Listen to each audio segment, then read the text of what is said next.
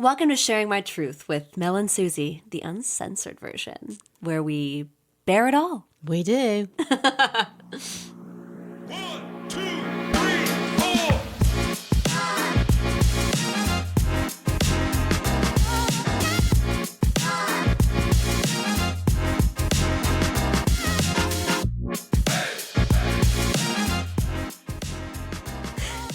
And welcome back to Sharing My Truth pod. It's Mel and Suzie. And here's a cute little friendly reminder to give this podcast 5 stars and a thumbs up and subscribe. Rate, review, subscribe, share. Hi. Hi, babes. Hello, darling. How are you? I'm fine. Apparently, I'm recording this from Houston, Texas. I know. Well, I thought we'd get a little country in here because Why's that? I'm feeling like I'm riding a bull today. Okay. Okay. But I wish I was. That's just something. Well, you do come from the part of Canada that they wear cowboy hats. I know. It's the Texas of Canada. It is, isn't it? It is. The Montana of Canada. It's politics. It's the politics. It's the. They got the whole thing going on. The hats, and the boots, and the boots, kind of shaggy, like the beards and the horses and the whole bit. God, I miss Alberta, man. It's like Yellowstone. Did you ever watch it? Of course, I watched it. Kevin Costner. Oh my God. Oh my God, does he burn my loins? I will burn your loins. Tell you. He is pretty hot. I will let you know about that. And I'm actually distraught that it's finished and he's left because it's nothing without him. Is it done? Yeah. I think he I wanted didn't too even much money. realize. Yeah, well, good Really, for him. not very relevant. He deserves it for that dick. Anyways. He's got a lot of children. Good He's for just him. got divorced, so maybe you've got a chance. Okay, well, speaking about children, our episode Yes. is about... Intimacy after birth. Thank you, Mel, because you're the only one of us who has had a birth or two. Yes. But we actually had the most amazing little guest on, Rachel Ollivier. I'm probably butchering her last name. Excuse-moi.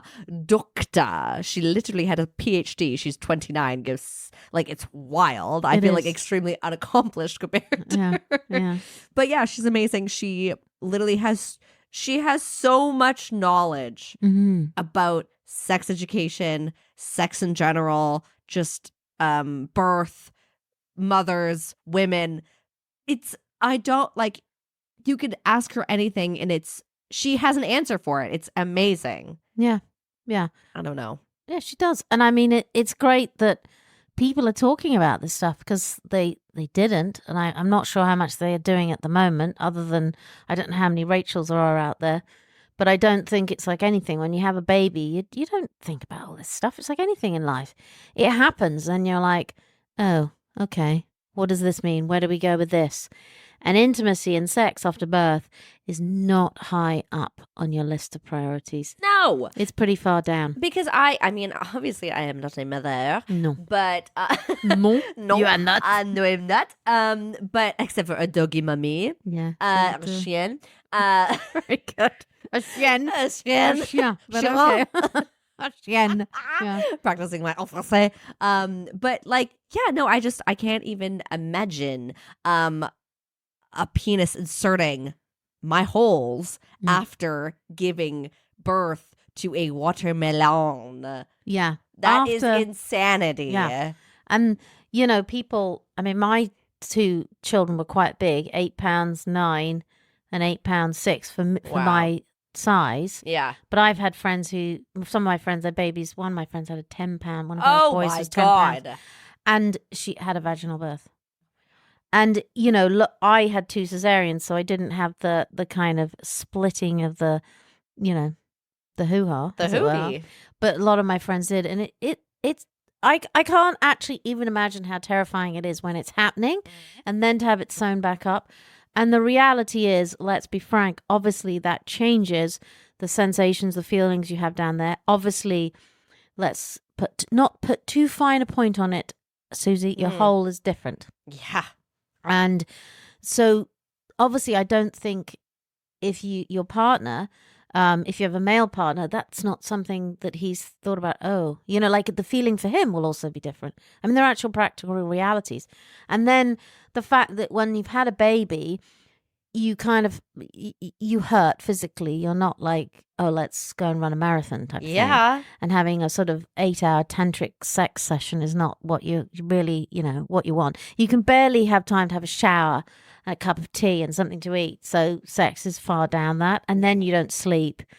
And I'm selling this to you, aren't I? Yeah, I'm absolutely not allergy. And then sex. Sex and intimacy. It doesn't have to necessarily be sex, but it takes time. It's time of your out of your day. Yes. And if you're tired, I mean, we know just in everyday life, if you're tired, it goes flying out the window. Mm-hmm. And if you're annoyed with somebody or you're tired, you're like, oh, just leave me alone. And the hormones and that. And the hormones and the whole thing. And I do, if we talk about men, I think men we're not helping them actually be prepared for how we're going to change because we don't know.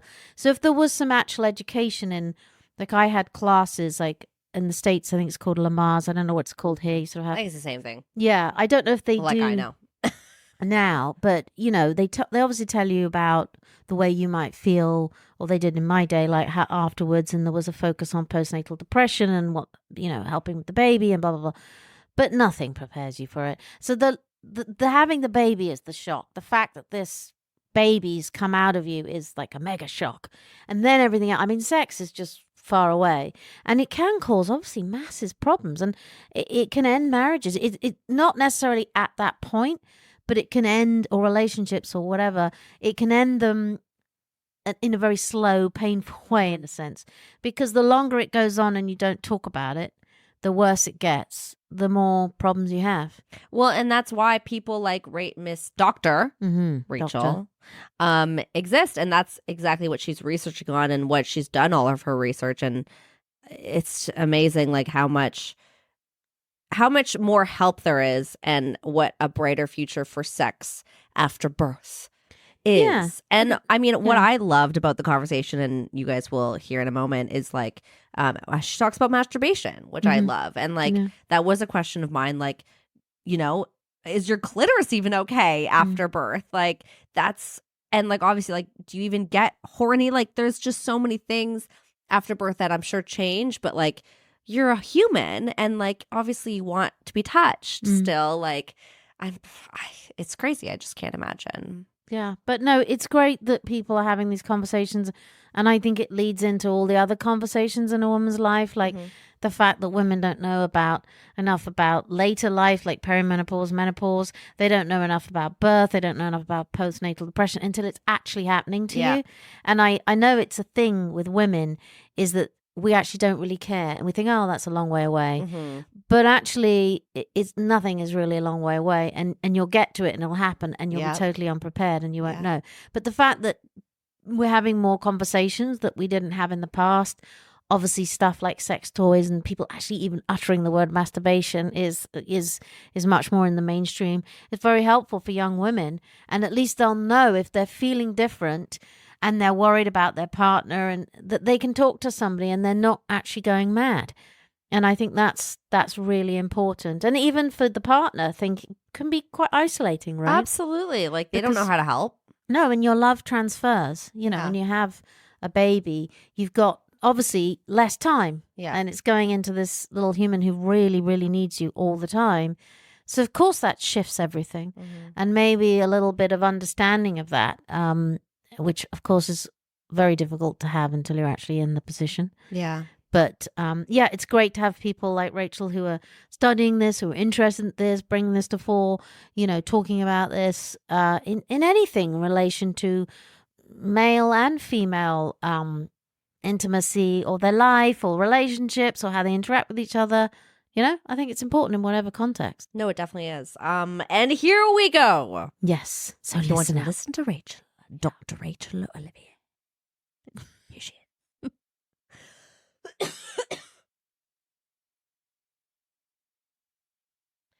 Okay, so So, Dr. Rachel Ollivier is an actual full-time nurse practitioner and women's health scientist, and she's based in BC at the Women's Hospital and Health Center in Vancouver, BC. So, if you are in that area, you can actually go see her and talk to her about your postnatal care in terms of sex. And then she also completed her PhD at Dalhousie University in 2022. And obviously, her research focused on exploring the sexual health after birth using feminist post-structuralism and discourse analysis, which are words that I have not heard in a very long time. So I appreciate that. She's also spoken on lots of podcasts, so we're so lucky to have her and CTV's The Social, which I love that show so much. But yeah, her research has yielded many interesting findings. And some of the themes are including body image, relationship to self, and navigating identity as a mother versus as a sexual being, which I find extremely interesting. But thank you, Dr. Rachel, darling. Here she is.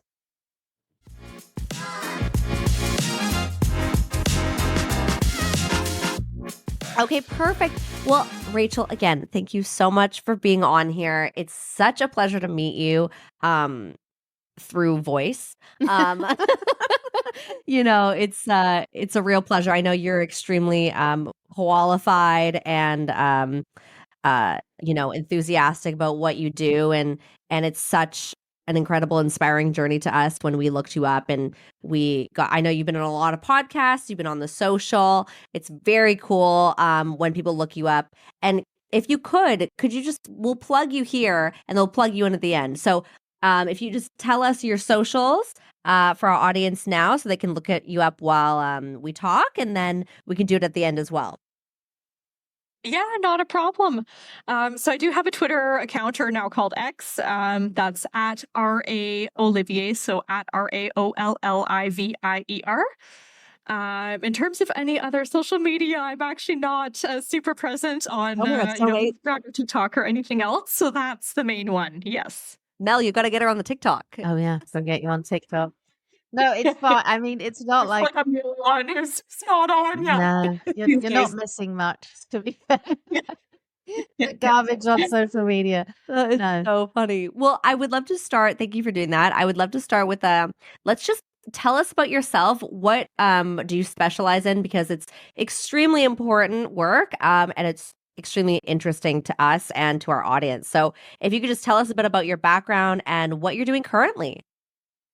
Of course, yeah. So I completed about a decade of university. I completed my PhD in nursing at Dalhousie University in 2022, where my research focused on exploring sexual health after birth, which is, of course, our topic today. Mm-hmm. And I did my nurse practitioner program at Queen's University and graduated that program last July. So I'm trained clinically in family practice. Prior to that, I was a registered nurse for 7 years, working in various settings, including gynecology and medical surgical settings. I also have completed some nursing rotations in Zambia and Tanzania. And so started the nurse practitioner program. And as I said, completed that last year. And I'm now working at the BC Women's Hospital and Health Center in both the Access Clinic, so that's generally complex gynecology, as well as in a women's heart health clinic. And have that mixed bag clinically. And also, fortunately, have some dedicated time each week for leadership and research as well. So lots of hats that I wear. I also lecture in various programs across the country. I'm an adjunct professor at the UBC School of Nursing. And I'm also involved with various policy work across BC, in addition to serving on 2 boards. So for the Canadian Association of Perinatal and Women's Health Nurses, as well as for Options for Sexual Health BC. So that's wow. I mean, that's quite a mouthful. For someone who deals in all sexual everything and extremely qualified in it, how do you have time for sex? Rachel. It's a very good point. I think the most common question I get is, when do you sleep? Yeah. When do you sleep and when do you have sex? Those are my two top questions for you, Rachel. They're very good questions. Yeah. But it's incredible. Like, and you're so young. Sorry, if you don't mind, can you tell us how old you are? Of course, I'm 29 years old. I turn 30 in August. So, Oh my God. So you're obviously in your 20s. You're so young to us. Obviously, anyone who's 17 is like, oh my God. But you're so young to us. Obviously, like that's incredible what you've accomplished already. I'm a little bit intimidated. But it's really amazing. So obviously you specialize in sex after birth, which is our topic today. And it's something that's very obviously I'm not a mother. I don't know if you're a mother, Rachel. I'm not. No. No, okay. So obviously Mel is the only mother among us.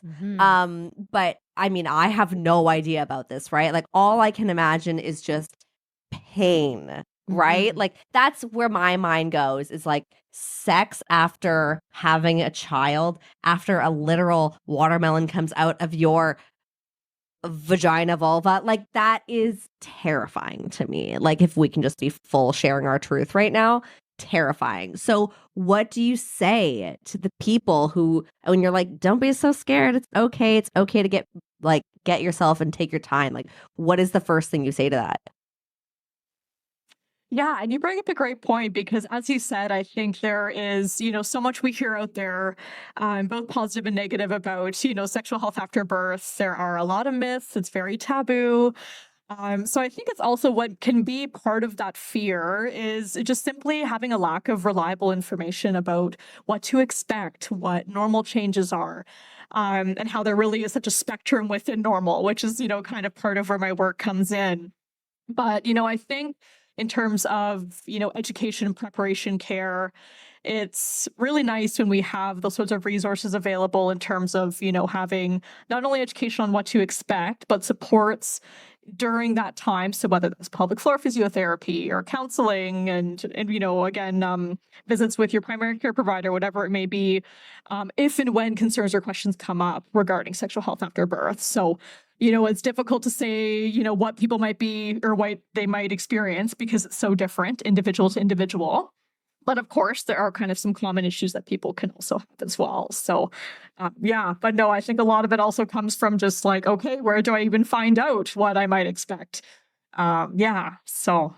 Mhm. And what do you think the percentage is of women that have issues? Because it's not something, I mean, certainly when I've got two teenage girls, and it's not something that anybody talked about. But I know a lot of my friends suffered from issues with intimacy after birth on both a psychological and physical level, but nobody talked about it.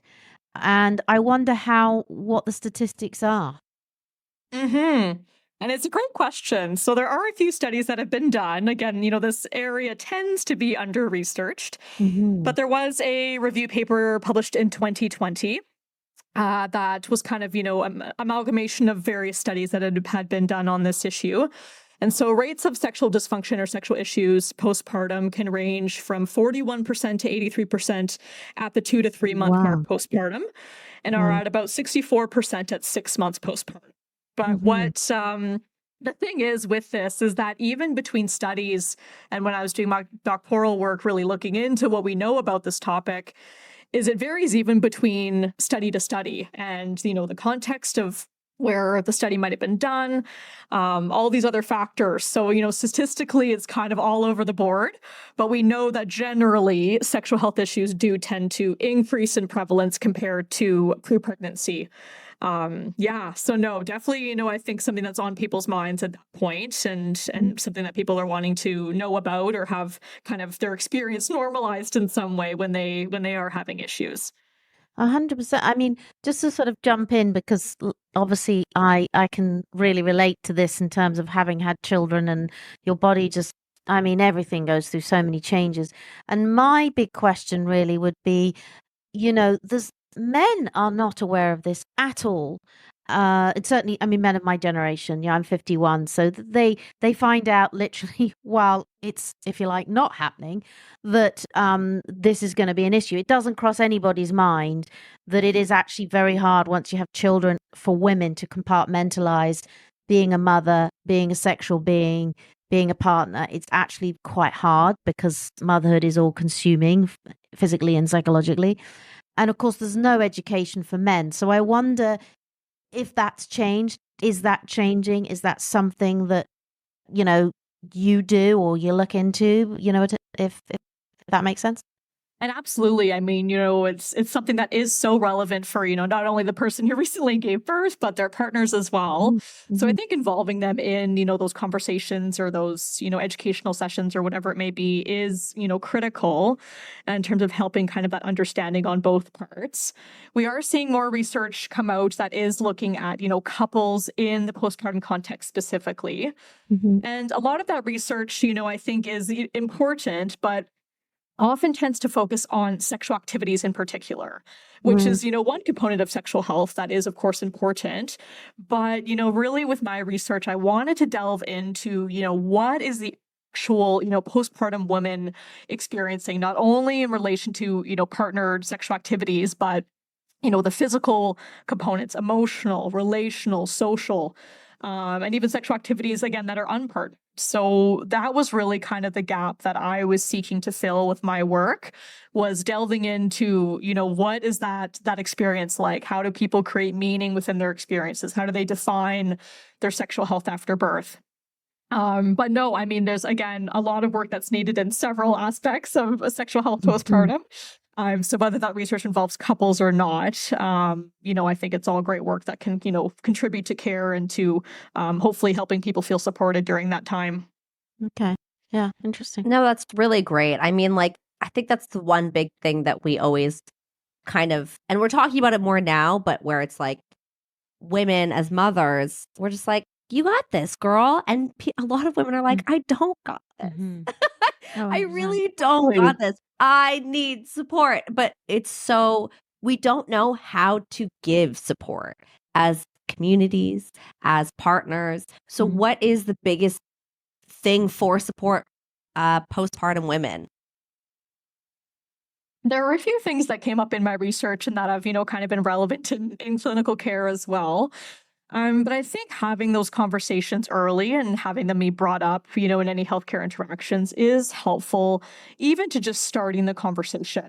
So, in terms of support, it's helpful to have kind of that tailored approach in terms of, as I said, knowing what to expect, but also helping with the physical recovery as well. So pelvic floor physiotherapy is something that, the participants in my research found really helpful if and when they sought it.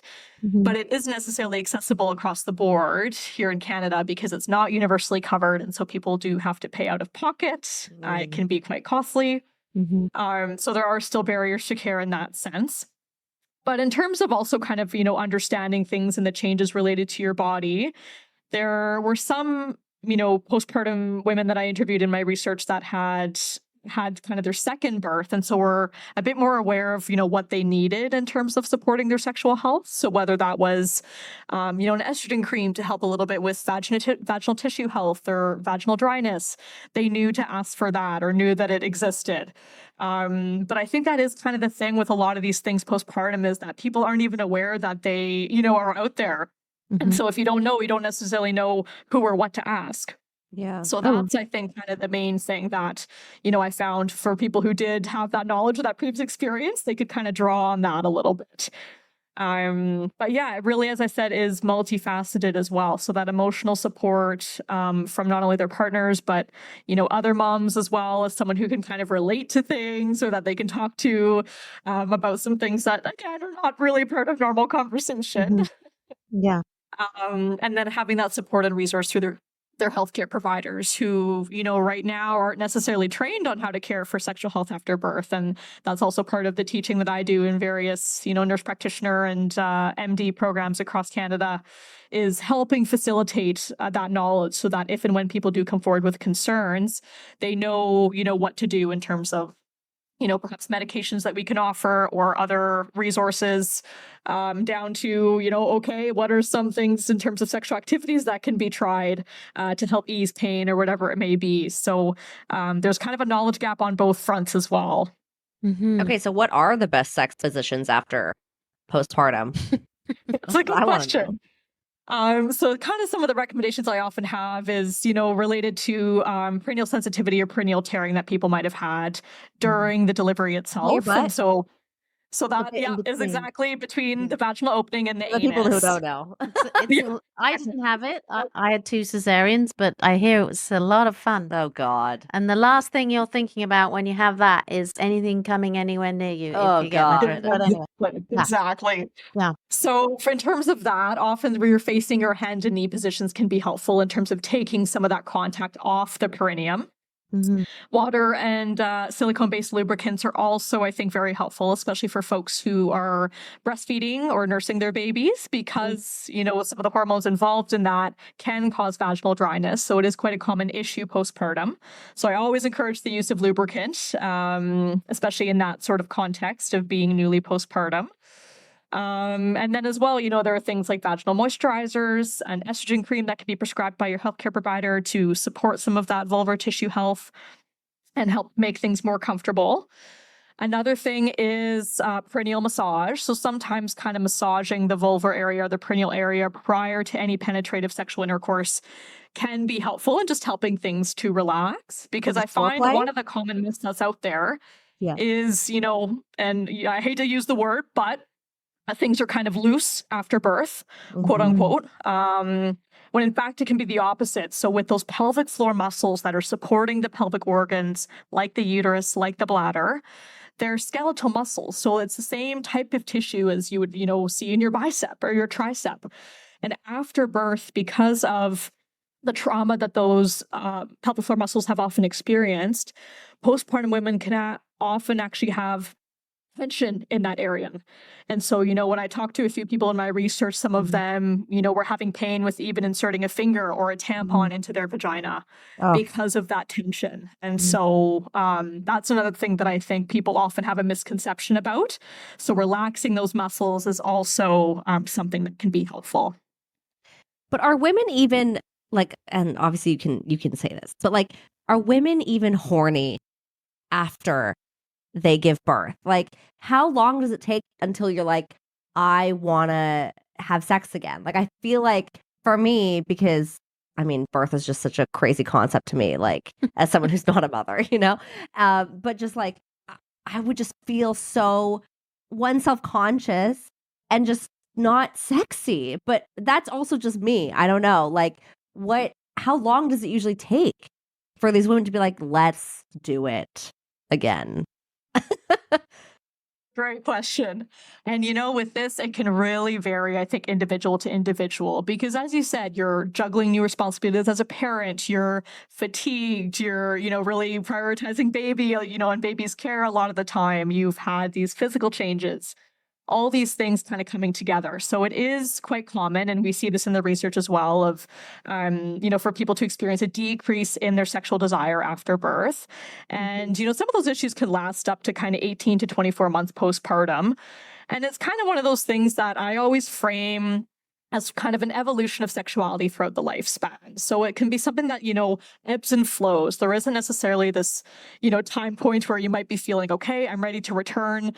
That time may come, and then it may also kind of go away again. So there is a lot of kind of up and down.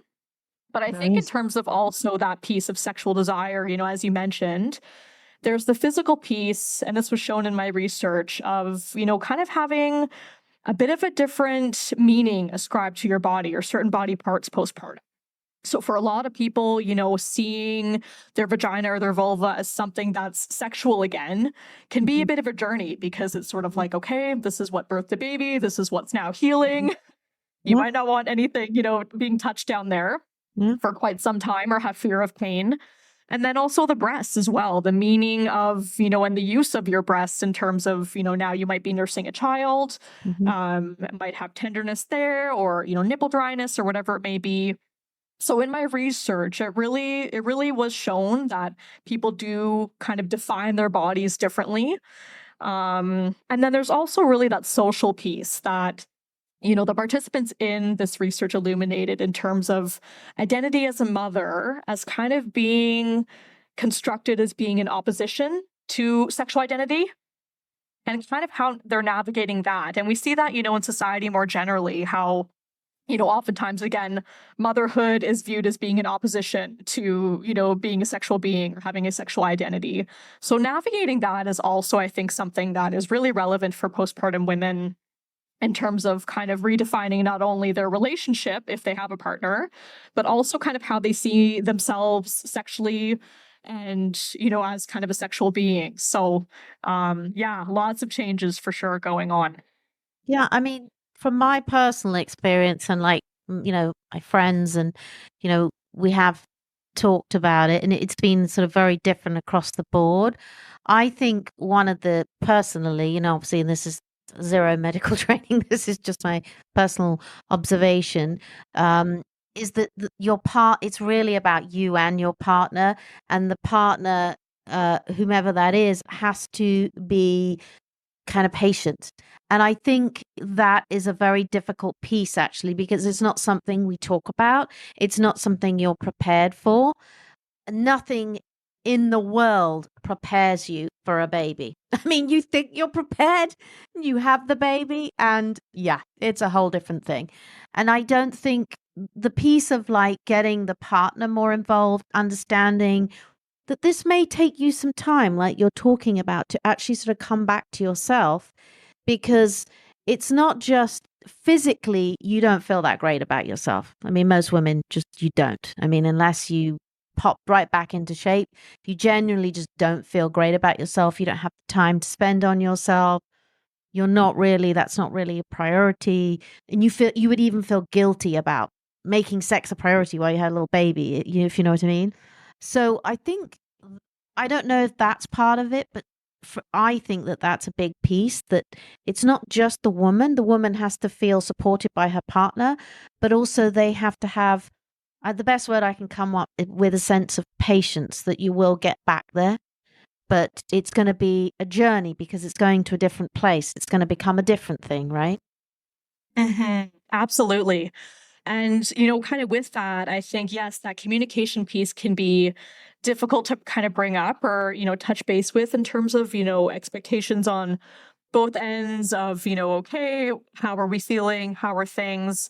I certainly agree that patience is, absolutely important for, the partner, and also being patient, with ourselves postpartum too. But, one thing that I think also participants talked about kind of in relation to that was redefining intimacy within their relationship based on what their needs were at that time. So, pre-pregnancy, perhaps sexual intimacy was, part of their relationship in whatever way that was. And postpartum, kind of reshaping that of, still having that emotional connection, which was, I think, really important for people, but also finding ways to prioritize each other. So whether that was making time to have just some time at the end of the day to chat on the couch uninterrupted, or to cuddle, or cooking together, flirting, still letting each other know that, they were attracted to one another, or that they really appreciated one another. It was kind of, a bit of a different way of expressing intimacy and expressing affection that didn't necessarily need to include sexual intimacy. It could, but it was kind of part of how they redefined what intimacy looked like in their relationship, based on, again, everything that they were both juggling and being new parents and still having that caring and that connection. So for some, it wasn't necessarily, a date night out, Right. like it might have been pre-pregnancy.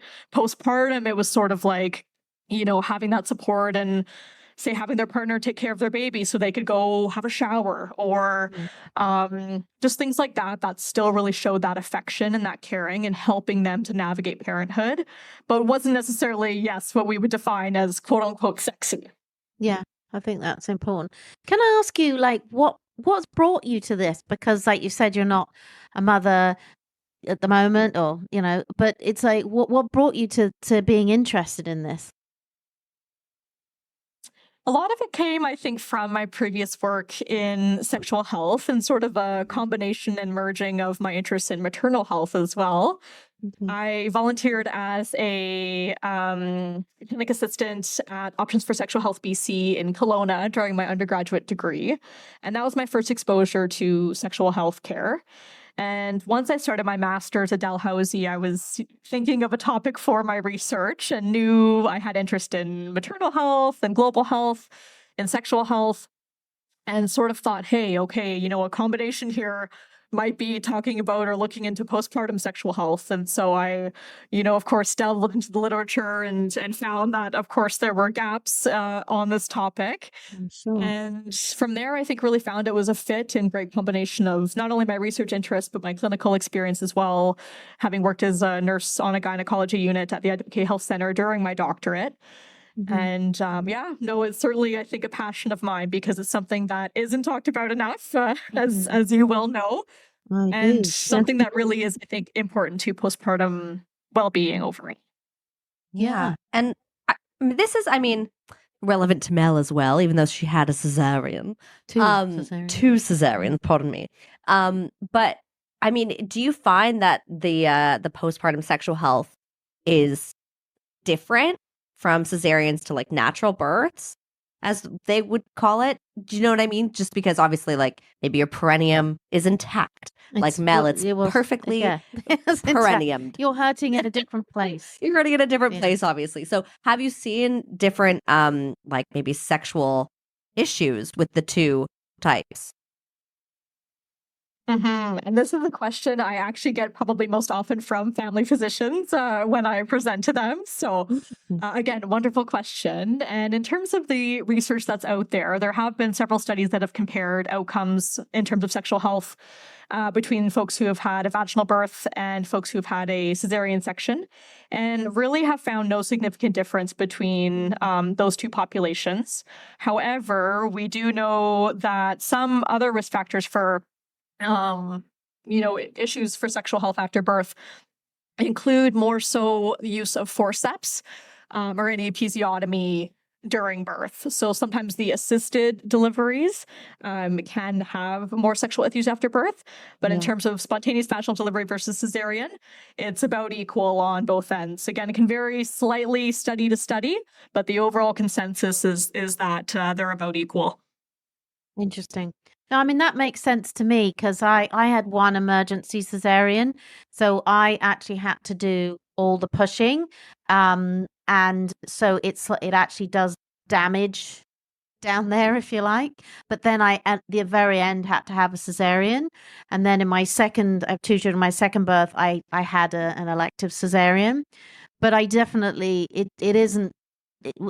It's seen as like that's the easy way out, having a cesarean. It certainly was when I had cesareans, and there were lots of comments about it, about that you got off easy, basically.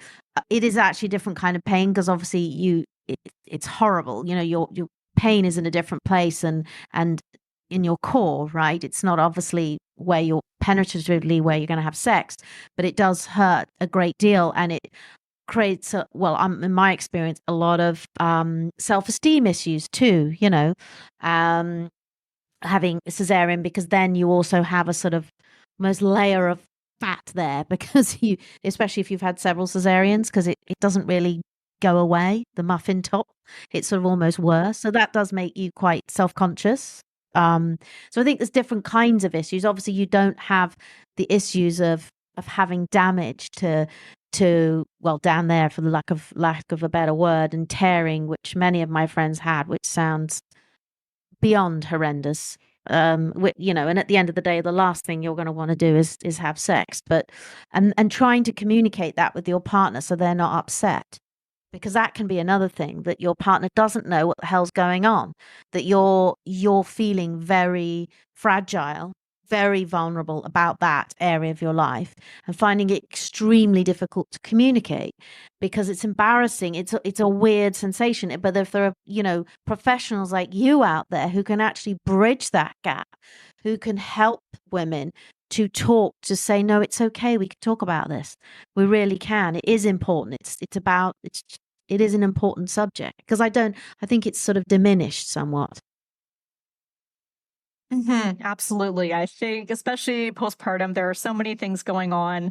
There's often an overload of information for new parents. And so it's something that I think kind of gets put on the back burner, especially related to infant health. Oftentimes, a lot of the support in those visits or whatever it may be, you're very focused on things like breastfeeding and infant care. And of course, those are all important. But then sometimes, yeah, you can forget about, the postpartum piece and how that's affecting things as well. So I think it's important to have those conversations, as you mentioned, and, be able to also explore that a little bit. I think one thing that people mentioned in my research in terms of navigating things was you kind of using masturbation or self-touch to just get a sense of how things were feeling without having to worry about pain or having to kind of communicate in the moment with a partner. It was kind of something that I think was really empowering in terms of understanding, okay, what are actually the changes that have happened to my body? How am I responding to touch? Those sorts of things. So I think that's also another piece that isn't necessarily normalized, but I think can be really helpful during that postpartum period in particular, whether masturbation was something you engaged in prior to pregnancy or not.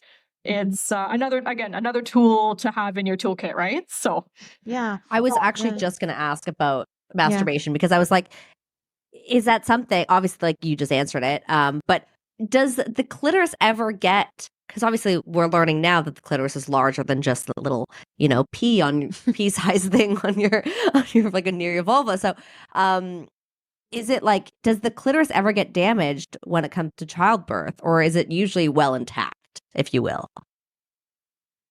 So generally with birth, the actual clitoris itself is not, particularly damaged. However, people can experience nerve and sensation changes in their vulva and vagina as well. And that can be related, largely to pelvic floor injury that was sustained during childbirth or during pregnancy. So we do often hear, from folks, especially who are in kind of those first 6 months and still physically recovering from the birth, that there are altered sensations down there. So and that can be related also to tension, to blood flow to the area. So absolutely, stimulation of the clitoris, people can have a different response than they did prior to pregnancy with that. And there is, a length of time for recovery that varies depending on the individual. But yeah, it can absolutely be an issue in relation to, arousal or their response, either emotionally or physically, to stimulation in the area. Wow. So, I mean, I don't know if you have any experience in this, but like, do you have any like sex toys that might be best I was for thinking about that. really? If you have any like sex toys recommendations for like postpartum, like, is it vibrators that like are bad or are they good? Like, what is probably like the easiest kind of to put on your clitoris postpartum? Absolutely. I think it can vary depending on the person. It's something that I think for throughout life, we find what works or what doesn't work for us. So I think exploring with or without sexual toys is a great way to kind of understand how things are feeling. And kind of also just, as I said, to get that awareness a little bit of, okay, what are things feeling like now? Because that fear of pain, I think, is very real for a lot of people and very fair. But in terms of toys, really, it depends on the individual and how they respond and exploring that. So I've had, a few friends, colleagues, things like that who have, purchased new toys that they perhaps didn't use prior to pregnancy and found that they've been very beneficial or positive in terms of their sexual relationship and sexual satisfaction overall. But yeah, in terms of particular toys, I say, knowledge is power. So getting out there and trying things, whatever that looks like for the individual, I encourage because it's important to explore that and be aware of your body. I think it's really powerful in terms of, helping to ease that change and that transition postpartum as well. Amazing. And remember to use lube. Yeah. Yeah. I think it's so interesting that you talk about that, because if I think myself that somebody had talked to me after birth about masturbation or sex toys 20 years ago, you'd have been like, what? Like, it would not have been a conversation. And the main focus when I had my kids was postnatal depression. So that was really coming into like a little bit more understanding, a little bit more caring about it, and really making sure that you were okay or on the right road mentally. But anybody asking you about helping you in an intimate area of your life, absolutely no way. And I think the fact that now sex toys are much more mainstream, really, that is great for women, makes that conversation a lot easier. People are going to be like, no, I can have this conversation. And actually, sorry, a question is do you actually go into GPs or obstetrician or gynecologist? Do they like call you? Like, how does that work? How do you get referred and talk to people? Because you mentioned that doctors do call on you. So how does that work with the client, with the patient? Interaction in terms of sharing knowledge with healthcare providers is often in the setting of providing a guest lecture or kind of an in-service for information. So I've done it with public health nurses, with midwives, physicians, you name it. Just kind of discussing some tools. So it's, again, in terms of my actual clinical practice right now, I certainly care for, a range of gynecological concerns. Do not work specifically with postpartum patients. However, I've, I think certainly tried to help our educational curriculum in Canada incorporate more information on sexual health after birth, so that healthcare providers feel more prepared to have those discussions and offer resources and support if and when needed. So, slowly but surely working on it for sure. But usually, as I said, it's through a guest lecture presentation with various healthcare providers. Well, I have to say, I think it's amazing. I mean, I'm definitely not having any more children, but for all the women out there, I mean, thank God there are professionals like you. I mean, honestly, it's about time. It really is. Women need it. There needs to be more conversation, more education, more understanding, more caring. When you have a baby, it is a humongous thing. It is a big shift in your life, and it changes absolutely everything, and you're not prepared for it.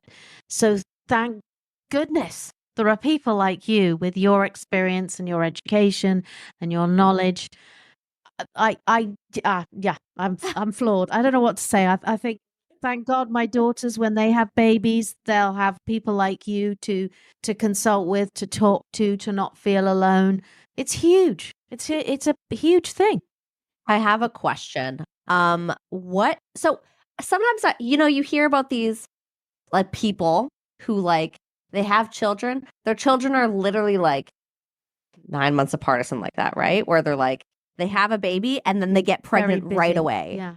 And I'm like, how does that how are you having sex right away? Or are they having sex right before they gave birth and then you're having that baby? Like, how does that work? Please explain if you have an explanation. Absolutely. So, spacing, I think, in terms of family planning is, something that I think is also important to talk about. Generally, we recommend spacing children at least 18 months apart in terms of date of delivery to date of delivery for the next child.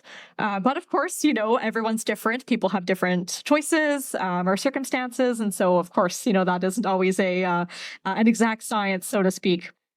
I think with that, talking about contraception, all those things, that's often, if anything comes up about sexual health postpartum or during that 6-week check, it's often related to that. But then that's sort of the only thing that gets talked about related to sexual health. So, but no, of course, it is possible to get pregnant anytime after birth, whether or not your menses have returned. So it is something I always remind people about. Of course, after birth, there is that period of bleeding, or what's called lochia, for a couple of weeks after birth. But if people are sexually active during that time, I always encourage the use of a reliable method of contraception. So whether that's condom use or having some people immediately have an IUD inserted immediately after birth. So we do hear of that. God. But, Sounds awful. Yeah, we do see it happen, as you said. Oh, right. Okay. Because it's a lot. Like but just even like the fact that they're having sex right after they just gave birth, like that is wild to me. And like, well, there's lots of emotion. You're very hormonal, and some people do have a sort of euphoric sense of, and I think lots and lots of people, who should know better, think that you can't get pregnant after you've had a baby. right. I've no idea. They don't know. But I mean, I don't know. The idea of having two babies that close together is, all too much for me to process, to be honest with you. But anyway. Oh, that's wild. I just like It is wild. Just it is wild. Even giving birth once, but like giving birth 9 months after again, like. But it could have been just that one night. You know, That's- that's the thing. It probably just was the one night, and then people think, "Oh no, I can't get pregnant," and then But this is also the thing. Like I mean, I don't. This is ridiculous. So you're just having the baby. You have sex on the night you just had a baby, and then you d- do you could you get pregnant on that night that you had sex, and then you have that what have baby? you thought about that? Yeah, because it's terrifying. You're worried. How quickly afterwards? Yeah, like Quickly afterwards, but actually. can you get pregnant while you're pregnant, even though you're just giving birth that day? Does that make sense? I think so. So into what you're asking. troubled by this, troubled. Rachel? Usually immediately postpartum, again, having ovulation occur, it can occur anytime after birth, technically. Usually it takes about a month for people's menses to return, but kind of during that first month, in terms of when exactly you will ovulate, there isn't any, exact way to know. And so that's why, again, we always caution people in terms of, their sexual activity during that immediate postpartum period, because they can get pregnant and have ovulated without knowing it. So, hypothetically, if it were to occur immediately after the birth, I don't think that would, it's quite unlikely, but not impossible. Just in terms of kind of the hormones shifting and returning to ovulation, and then of course menses as well. So This is also the problem where it's like, I don't know these answers. I'm a woman. You'd think that I should know about birth first and foremost, something that I can either, hopefully, like in Canada, you could choose to do it or not do it. But like, it's something that seems still so foreign to me. And is that something that's because of me, or is it because of our education, or like, why is it still seem so foreign? Because I'm an open person sexually, but why is birth seem like so scary and far away? Maybe that's too psychological. yeah, it is. It's really, there is a lack of information, I think, on several women's health topics, labor and delivery, postpartum, all being some of them. But yeah, it's really, I think, about having these conversations be not only normalized, but when we do normalize these topics, we also kind of, I think, have a better idea of just the variance that's within normal. So rather than having kind of these mainstream ways of, viewing sexual health after birth, or, viewing pelvic pain or whatever it is, it's something that, the more we get it out there, the more we also normalize other experiences, and can hopefully help people feel supported in that. So you bring up a great point in terms of, our education more generally about these topics. And, it's something I'm happy to lecture about and present about in the community. And one of the ways I do that is through Dress for Success Vancouver. Oh, And cool. having these lectures on different methods for contraception, how to access medical or surgical abortion in the province, talking about, costs of care, things like that, community resources to be aware of. As you said, these conversations are not common. And, if and when people are searching for that information, it's all often kind of leading to the Google rabbit hole, which could be a scary place to be. Definitely. So I think we're seeing more attention, in terms of having reliable sources of information. So whether that's, for example, through Perinatal Services of BC, or through other reliable means of accurate health information and connection to healthcare providers. So, I agree. Absolutely, always ways to improve, and I'm happy to see that. I think we're moving that way. That's good. Very good news. This is a little off topic, but have you seen, and I'm sure, I don't know if you have because you're so in the industry, but Alberta just passed this thing about their sex education where they now have to have parents opt in instead of opt out. I don't know if you've heard of that. Yes. How do you think that's going to affect, Alberta, but also Canada as a whole with that? I don't know if you've heard of that, Mel. Yeah. Well, Susie's from Alberta, so Yes. she's I'm very aware. yeah.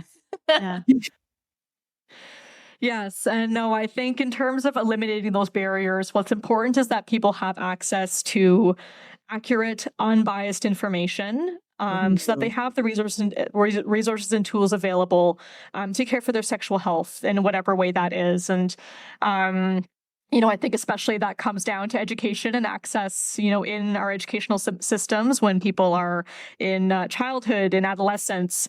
All of that education, I think it's important for it to start early. So whether that's related to consensual touch and what that means, it doesn't even necessarily mean discussing sex in particular, but learning about our bodies, all those sorts of things.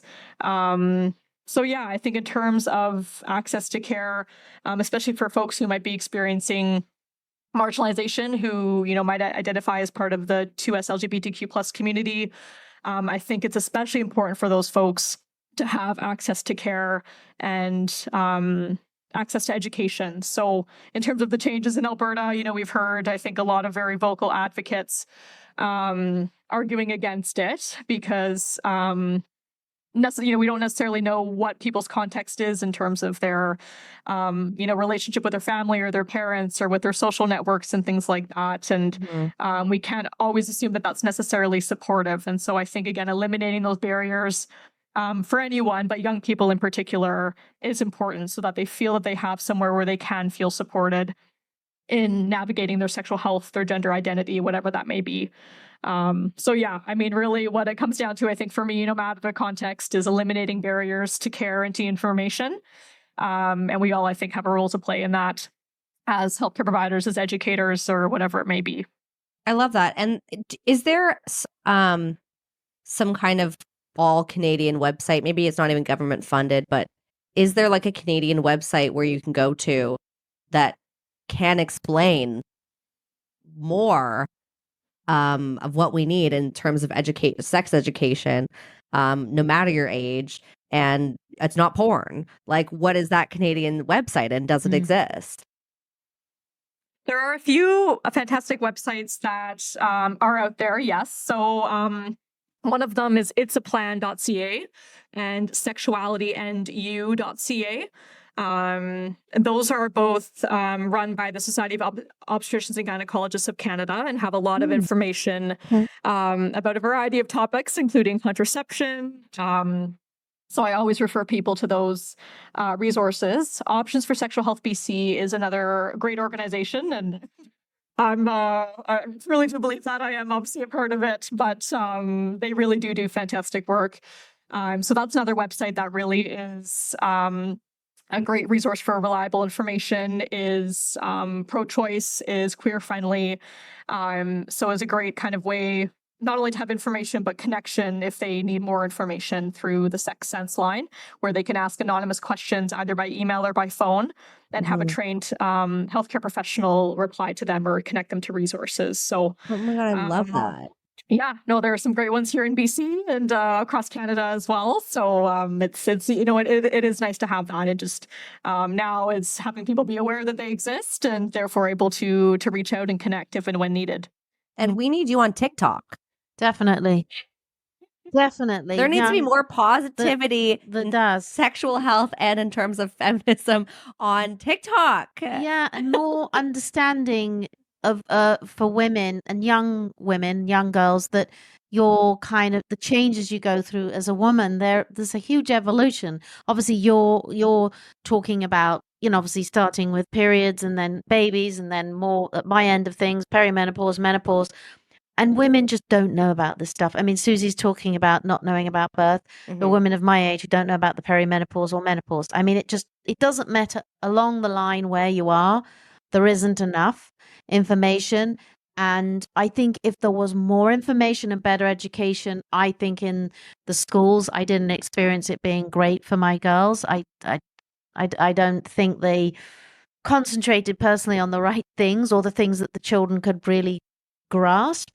Then there would be less fear. I think there'd probably, if there was just more openness and more education, particularly for women and the hormonal changes and the changes they'll go throughout their life, and not seeing everything as a faraway thing that's going to happen, because unfortunately it will happen. Well, you might not have a baby. I'm so never might fucking not. doing that.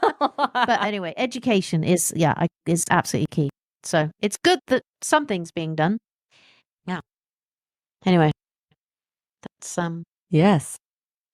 So I mean, and we have one last question.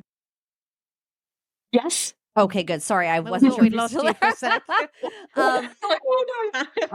sec. No, we have one last question, which we ask all of our guests on this pod, and it is in the spirit of sharing truths.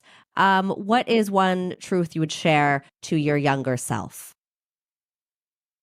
I think, in talking, today about women's health topics or women's health issues, I think really, as we move through life and, thinking of myself as a younger girl and then teen and all those things, I think really redefining normal, as I've, said throughout this podcast and kind of relating it to my life as well. I think it's so important to understand that there's so much variance in normal. I think especially in, our young lives when we're teenagers, that's kind of you have very, I guess, biased information sometimes, depending on Yeah. your social network or on social media or whatever it may be. But understanding that there is so much that is, falls under normal, and what even is normal. It's a question we often ask ourselves and often ask in healthcare as well, because there's never one size fits all, whether it's related to sexual health after birth or experience of what your periods are like or what sex is like, what menopause is like. All those things are so individual. So I think, looking on my younger self, having, having a deeper understanding of that and appreciation for that, I think, yeah, would have been, I think, a great thing. So as you said, we're seeing more changes happen each day in terms of access to information and things like that. But I think, yeah, there certainly are those periods where we're especially experiencing kind of a change or a transition. So whether that's adolescence or postpartum, perimenopause, I think those are kind of some of the main ones that women go through in their lives. And as you said, happen to kind of be the topics that are not very talked about. Yeah. So no, I think it's a message for my past self and present self and future self. So there you I go. love that. I like it. That's very good. We got to keep changing. We got to keep morphing. Keep educating, keep Yeah, talking. the evolution, right? I love Absolutely. that. Well, put your let's plug you again. What's your ex? And then we'll get you on TikTok. Sounds good. So my ex is at R.A. Ollivier. So that's RAOLLIVIER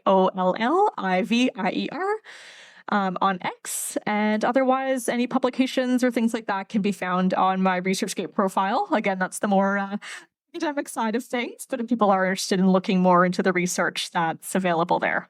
Amazing. Amazing. You're incredible. You are so inspirational, and just like what you have accomplished in your young life is so truly amazing. And I think it will really inspire a lot of our listeners to just keep learning, keep educating. We're always changing. There's always something to learn. So you've really, really inspired me to just learn more about my vulva and vagina. So I hope that Very helps. good, Susie. Yes. No, it's been great. You're Thank very you so kind. much. Thank you. Thank you very much for your time. And like I said before, amazing that there are professionals like you out there for women, for young women, especially, having babies and going through a difficult or an unknown time, to be able to have contact with professionals like yourself. Amazing. Yes. I'm quite jealous. I wish I had that.